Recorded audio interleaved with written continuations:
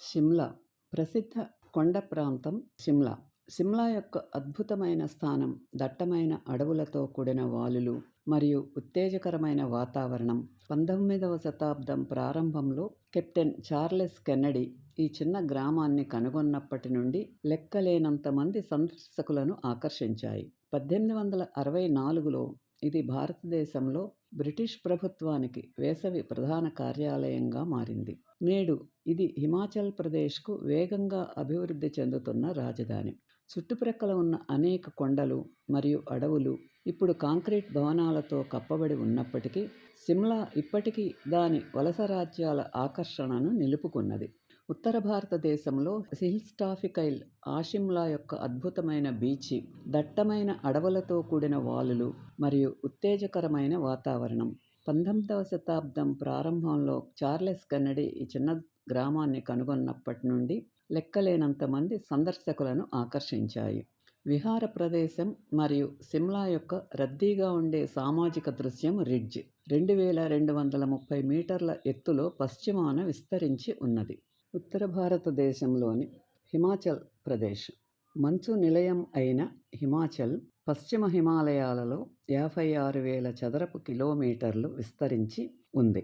ఈ రాష్ట్ర భూభాగం పంజాబ్ మైదానాల సరిహద్దులో ఉన్న శివాలిక్ పర్వత ప్రాంతాల నుండి లడఖ్, టిబెట్ సరిహద్దులో ఉన్న జన్స్కార్ యొక్క హిమాలయ శిఖరాల వరకు విస్తరించి ఉంది.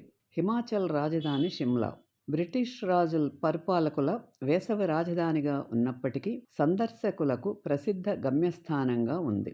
రాష్ట్రంలోని పెద్ద హిల్ స్టేషన్ అయిన మనాలి, లిల్లిక్, కులు లోయ మధ్యలో ఉంది. జలపాతం బియాస్ నది, ఇది ట్రెక్కింగ్ మరియు విహారయాత్రలకు అద్భుతమైన స్థావరం. కులుకు పశ్చిమాన అద్భుతమైన ధౌలాధర్ శ్రేణి నేపథ్యంగా యాపిల్ తోటలతో నిండిన కాంగ్రా లోయ ఉంది.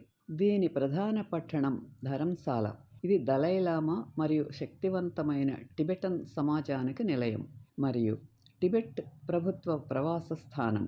రాష్ట్రం యొక్క తూర్పు భాగంలో పచ్చని పచ్చిక బయళ్ళు మరియు మంత్రముగ్ధులను చేసే గ్రామాలతో కిన్నౌర్ ఉంది. ఉత్తరాన లాహౌల్ మరియు స్పితి కఠినమైన వైభవం కలిగిన భూములు, బౌద్ధ మఠాలు నిటారుగా రాతి కొండలకు అతుక్కుని ఉన్నాయి. స్టేట్ మ్యూజియము అనారోగ్యంతో ఎన్విరార్మ్ అనే పునర్నిర్మించిన రాజభవనంలో ఉన్న స్టేట్ మ్యూజియము 1974లో ప్రజలకు తెరవబడింది. అప్పటి నుండి ఇది హిమాచల్ ప్రదేశ్లోని వివిధ ప్రాంతాల నుండి దాదాపు 10,000 కళాఖండాల నుండి సేకరణను నిర్మించింది. ది రిడ్జ్ 2230 మీటర్ల అడుగుల ఎత్తులో ఉన్న రిడ్జి జకు కొండ యొక్క పశ్చిమ బౌల్డర్లో ఉన్న ఒక బహిరంగ విశాలమైన భూమి.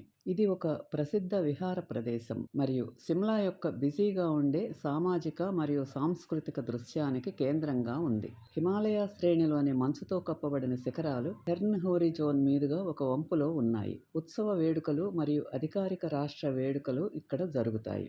లోపలి భాగం 2 వరుసలతో ఆకట్టుకుంటుంది. అద్భుతమైన టేకు పలకలతో కప్పబడిన ప్రవేశ ద్వారం వైపు చూస్తున్న బాల్కనీలు, భవనం వెనుక ఉన్న ఒక కాంస్య పలకం దూరంలో కనిపించే శిఖరాలను జాబితా చేస్తుంది.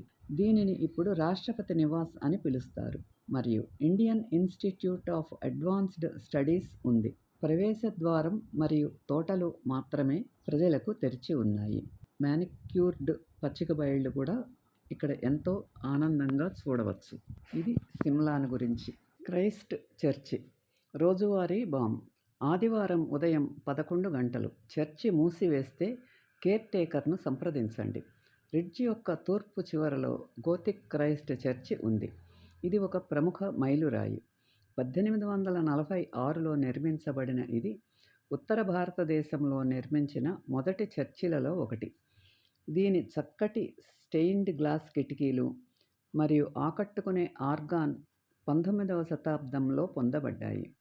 చాన్సెల్ విండో చుట్టూ ఉన్న ఫ్రెస్కోను రుడ్యార్డ్ క్లిప్పింగ్ తండ్రి లాక్వుడ్ క్లిప్పింగ్ రూపొందించారు. సిమ్లా యొక్క మాక్ ట్యూడర్ మున్సిపల్ లైబ్రరీ సమీపంలో ఉంది. లజపతి రాయ్ చేత గుర్తించబడిన ఎత్తైన ప్రదేశం. సిమ్లా అంతటా సాధారణ దృశ్యం, కానీ జఖూ వారి రాజ్యం. సందర్శకులు తమ జేబులు మరియు వస్తువులలో చేతులు దూరకుండా జాగ్రత్త వహించాలి.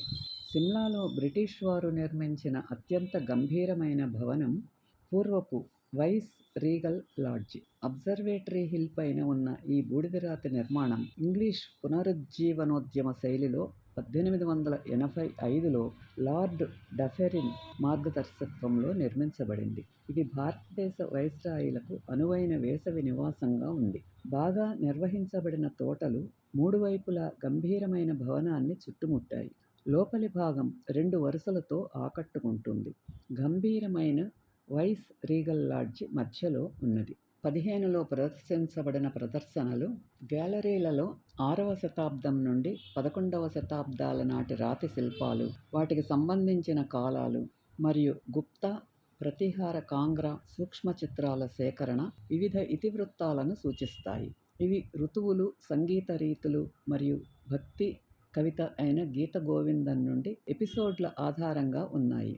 అయితే అత్యంత ఆకట్టుకునేది చంబా నుండి 19వ శతాబ్దపు మధ్యకాలపు గోడ చిత్రాల అద్భుతమైన శ్రేణి. ఇది గ్రౌండ్ ఫ్లోర్ గ్యాలరీలో ఉంచబడింది. జఖూ హిల్ టెంపుల్.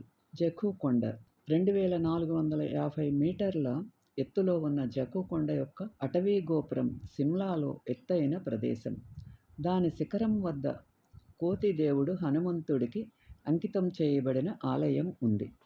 ఇతిహాసం రామాయణం ప్రకారం గాయపడిన లక్ష్మణుడి ప్రాణాలను కాపాడటానికి హిమాలయాల నుండి సంజీవిని మూలికను తీసుకురావడానికి హనుమంతుడు తన ప్రయాణంలో ఇక్కడ విశ్రాంతి తీసుకున్నాడు అని చెప్తారు.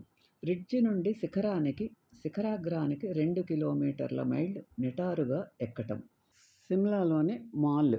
పశ్చిమాన బోయిల్గంజ్ నుండి ఆగ్నేయంలోని ఛోటా సిమ్లా వరకు ఉన్న ఈ 7 కిలోమీటర్ల పొడవైన రహదారి పట్టణం యొక్క అసలు సరిహద్దులను గుర్తిస్తుంది.